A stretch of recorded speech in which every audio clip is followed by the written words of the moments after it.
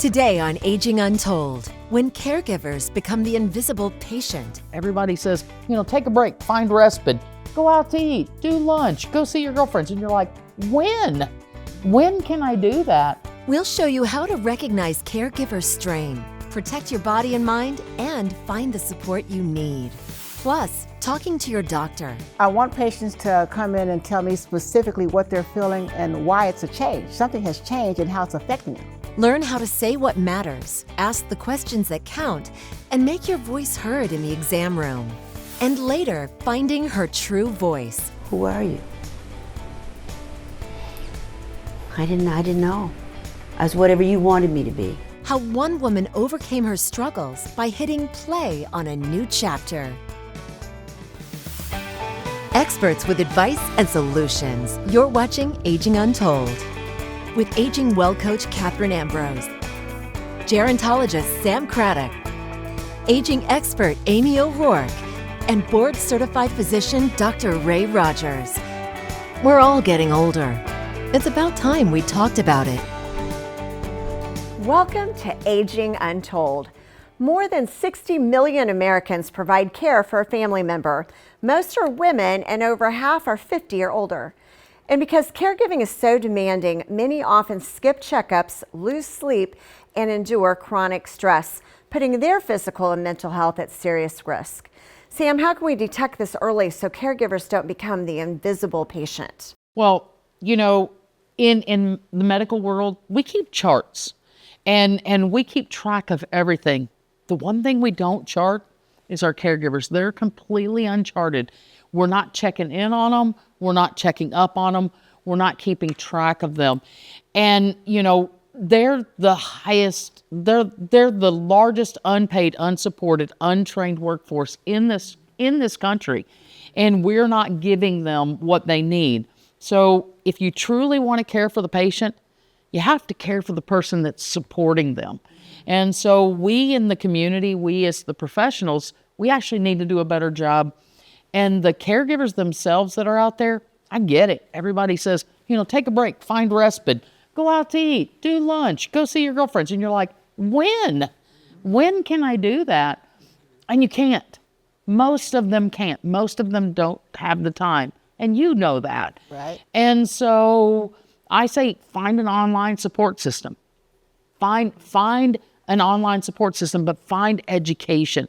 Because the more you know and the more you understand, the less frustrated you are and the less anxiety you're going to have. Yeah, because you really are learning on the job. You are. The more you can learn, the easier it could be. There's, one particular tip could really change everything for you, and Sure. just to normalize what you're going through. And don't be ashamed to ask for help. One of the first things is self-recognition that, man, I'm losing it. When you start having that decision fatigue, you don't know what to do and all that, you just need some help. And it's okay because you're human.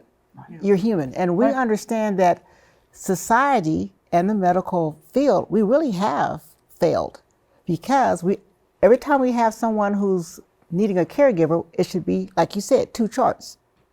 Yeah. Part A and Part B. Right. That's what we should be checking it. Because if we don't, the decline is in the caregiver quicker than the person they're taking care of because they do such a great job. So now the caregiver is now going to be the patient, except for we don't have a diagnosis.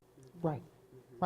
I remember I had an intervention done on me, I'm embarrassed to say. I was taking care of my dad and working, and the intervention with the staff was, you need to get help. You need help. So I was a bad example, but I remembered that when I need help the most, I say no. So I would say to a caregiver that's out there, if you're grappling with do you need help or not, practice saying yes. If someone reaches out and says, can I, take your trash out for you? Can I, mow your lawn? If you're inclined to say no, just make yourself say yes so you can learn. It's like a muscle memory. I've got one better. Don't say, can I? Just do it. I think we need to learn to just step in and take over and do some of those things to help these exhausted caregivers. Yeah. The other part is it's okay to say no, especially when somebody's asking you to do more as a caregiver. Well, can you just do no? Know the limits. You're already strapped. Point Right. well taken. And for siblings and other family members, really have some pity on that caregiver because sometimes the caregivers are so picked on by everyone. They're second guessed all the time, they're criticized, and that's really not fair. Understand how difficult this is. And of course, we mentioned women, and I want to say how many men have stepped up to take care of their moms and their dads. And even when you're not the hands-on caregiver, you're just managing all the phone calls, you're sending the heating and air guy, you're managing the meds, you're just handling all the sometimes strange phone calls that come, you're dealing with the pharmacies. This can lead to heart attack. This can lead to a lot of problems. It is really stressful, and so we really need to look out for all caregivers and understand that you are a caregiver. If you're running errands and doing things for a parent or someone, you're already a caregiver. Yeah. If you don't think you know somebody that's a caregiver, think about it like this. 40% of all the workforce in the U.S. is also working as a caregiver. They're going home after putting in a full day. Yeah, it's going to show up anxiety, depression, your blood pressure is going up. Yeah. And don't be a martyr out of a sense of duty or shame or guilt. And if family's already saying, Mom, as soon as you're ready, we're ready to help move Dad into memory care, say yes, so that you can go back to being a spouse again rather than a hands-on caregiver and the anchor, and you can protect your own health and be there for your kids later. And then one of my favorite words is leverage. Where can I get leverage? Where can I get help? And be very curious and very resourceful on what's out there that could help you. Preventing caregiver burnout is preventative health, and we really need to look out for each other. And there are resources. So there's a lot of nonprofits that can help with respite care. I know we have them in our area. They hire companies like my own and send caregivers in to give respite care. What is respite care? Respite is giving the primary caregiver a break. So the terminology basically says you're the primary caregiver. I'm going to give you a respite, which is your rest, so you can go do something, get away, go to a class, Go to a go wedding. to a nap. Go take a nap. Sometimes they don't go anywhere. They just go to the other room. Go take a shower. You know, so you can do something. Go to your grandson's graduation. That respite support. So there are a lot of nonprofits that do that. There are some government programs. Check with your local Department of Aging and Support Services and see what's available in your area, because what we have may not be what's there for you. Still ahead, a costly Social Security payment mix-up. And they told me that the year of his death has since been corrected in their system. None of the money has come back. We'll explain what went wrong and share tips on what to do if it happens to you.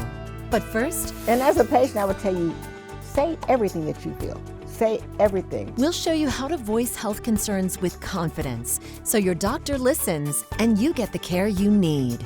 Find more Aging Untold content on your favorite social platform. You can follow Aging Untold on Facebook, Instagram, and TikTok now.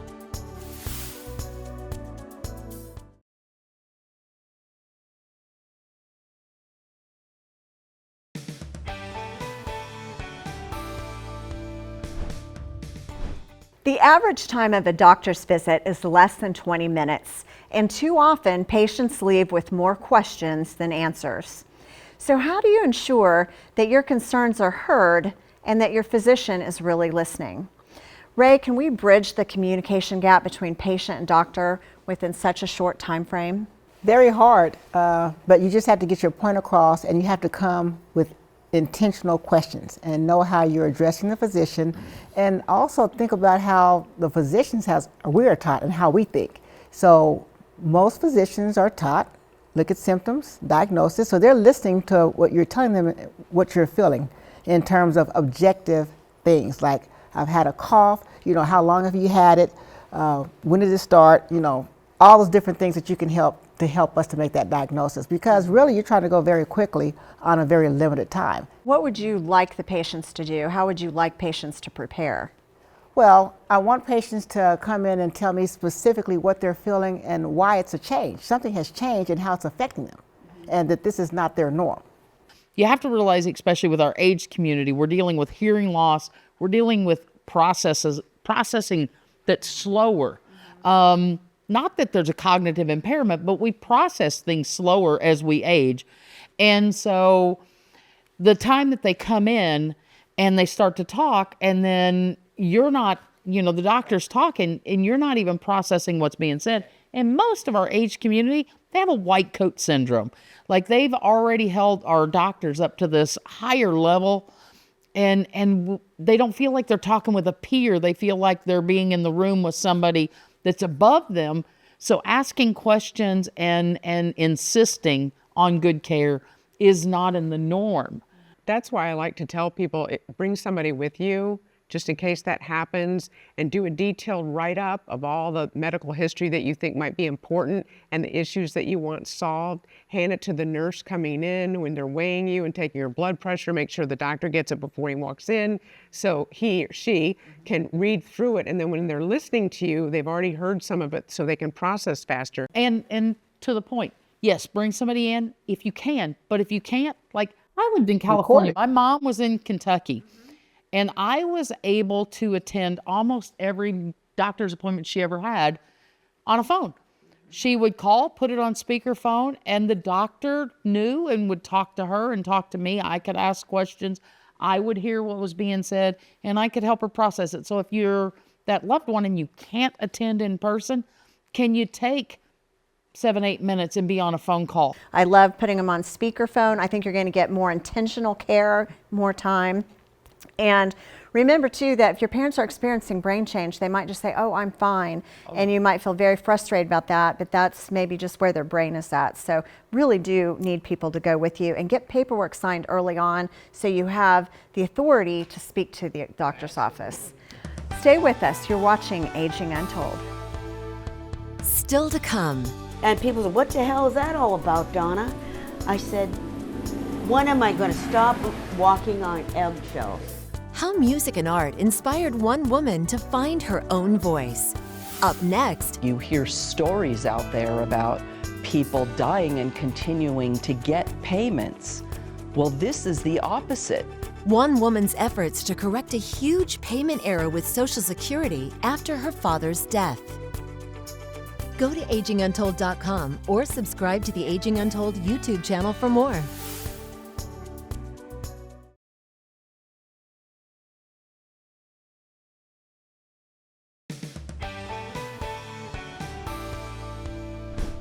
Welcome back.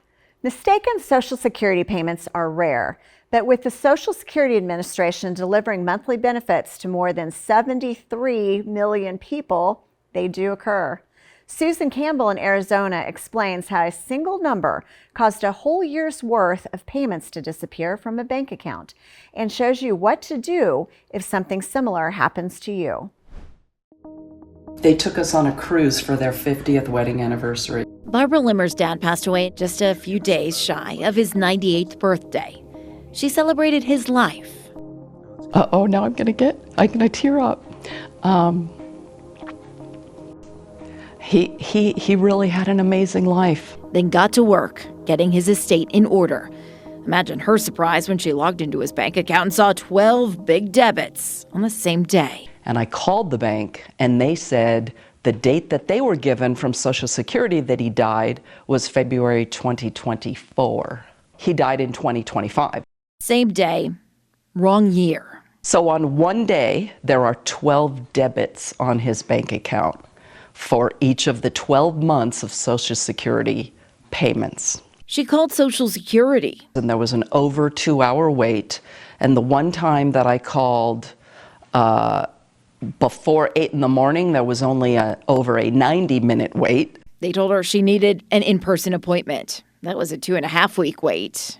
And they told me that the year of his death has since been corrected in their system.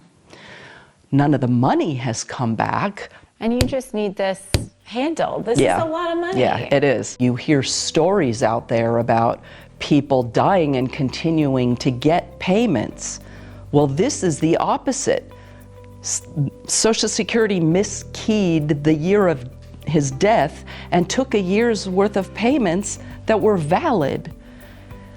So I just wanted to get the word out that mistakes happen that hurt us, the innocent people. When we reached out to Social Security for Barbara, a spokesperson said privacy laws preclude us from discussing specifics of a case.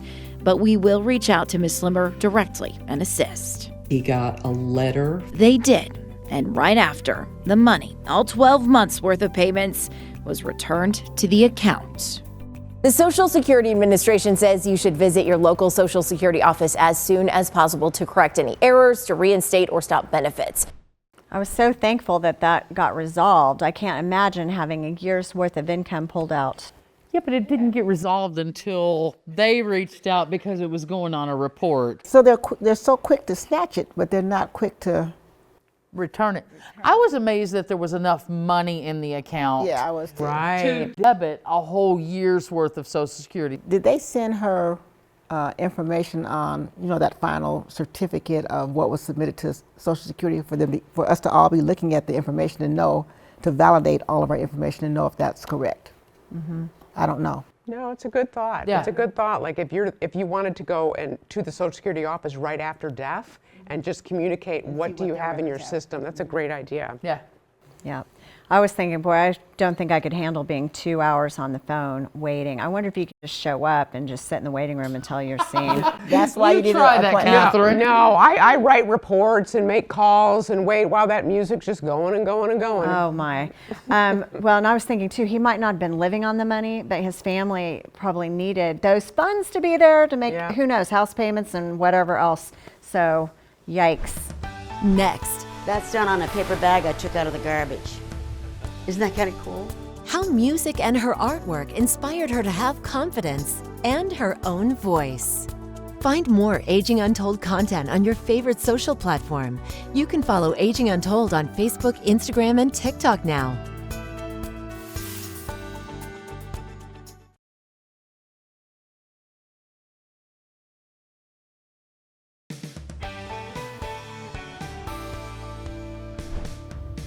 After struggling during her youth, Donna Moran is hitting her stride. Donna says she grew up in a troubled household, then struggled with addiction herself. She's now nearly 3 decades sober and discovering her true voice. Joe Carroll in Vermont shows us how Donna inspires others that it's never too late to embark on something new.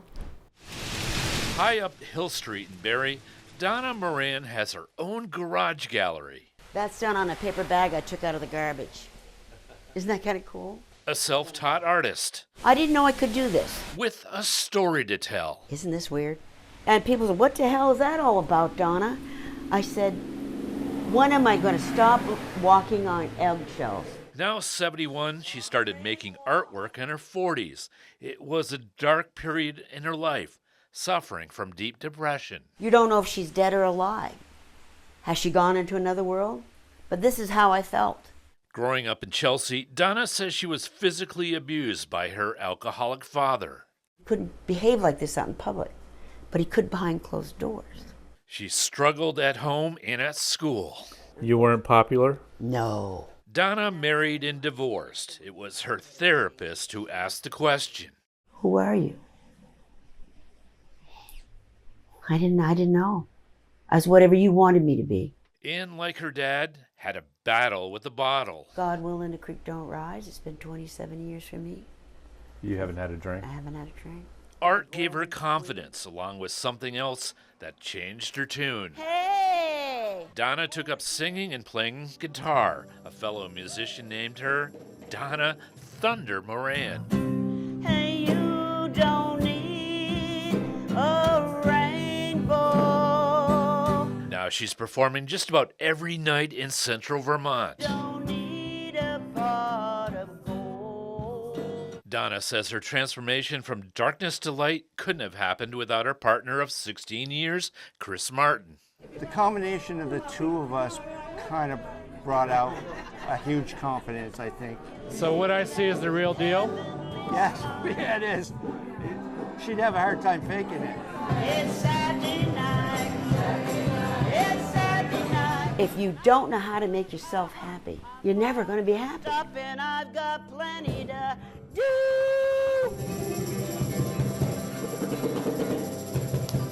Yeah!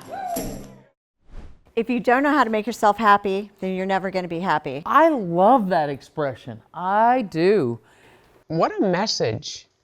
Anybody that's out there who are you? Like, and how profound that was for her, and then she did something with it. And look what she's just sharing with everybody so generously. She's an incredible artist. That self-portrait of that's how I felt. Well, she had creativity all along. You see, some people are She just did. very creative. Like she started off with art, even though it had different purposes on what it reflective of in her life. And then the singing, I was like, when did she get a voice? You know, Yeah. she sounds pretty good. Yeah. She actually did. But when you have people who are very artistic like that, they tend to have the voices, the art, and all that creativity. Yeah. in And them. it came to life when she stopped drinking. And for her bravery to admit that and say, this is what happened to me, this was my childhood, and I stopped drinking, and then she just, boom, flourished. Yeah, I thought that was really sad, not knowing who I am. And I can be whoever you want me to be. And so that's just so But I sad, and think it she just kind of saved started herself with from the that. abuse, the abuse, and then she was in a shell, and then she was painting to try to express herself on the paper, but that painting was still in a shell, and then she just burst out. Burst out. Yeah. Like a little hatchling right there. Exactly. I love your theory there that artistic people sometimes are multi-talented, and I think of them as, you know, she's like a Renaissance woman. She's very talented in a lot of ways, but what is she most talented at? Speaking about humanity and spreading joy. Hey, Yeah. I love that. Yeah. I absolutely love that. And we need to do more of that. So, you know, in schools they talk about STEM and they leave the A out, and art is so incredibly important. That is our humanity, and I just have to say I love artists like that. Yeah. Beautiful. We're all getting older, and it's about time we talked about it. Until next time on Aging Untold. On the next Aging Untold. Estrangement is one of the most difficult things for older adults to live with. For many people, a strong family bond isn't what it used to be. We'll dig into the complex issues surrounding family estrangement and why so many people are cutting ties.